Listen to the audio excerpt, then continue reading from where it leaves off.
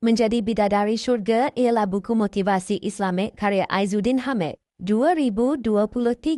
Buku ini ditulis khas buat Muslimah dan menyentuh aspek kerohanian serta pembangunan diri wanita agar menjadi hamba Allah yang solehah dan mendambakan syurganya. Kandungan buku ini membincangkan peranan wanita sebagai anak, isteri, ibu dan pendakwah. Penulis memberi penekanan kepada akhlak, ibadah, keikhlasan dan cara hidup Islam yang sebenar. Gaya bahasa yang digunakan sangat santai, lembut dan menyentuh hati, menjadikan buku ini sesuai untuk semua peringkat umur. Keunikan buku ini terletak pada penggunaan kisah inspirasi, analogi yang berkesan serta dalil daripada Al-Quran dan hadis. Antara isi penting termasuk kepentingan kecantikan dalaman, kekuatan iman serta usaha menjadi wanita yang diredai Allah. Secara keseluruhan, buku ini sangat memberi kesan rohani dan membangkitkan semangat wanita untuk berubah ke arah lebih baik. Ia sesuai dijadikan bacaan oleh remaja, wanita dewasa atau sesiapa sahaja yang ingin memahami nilai wanita dalam kacamata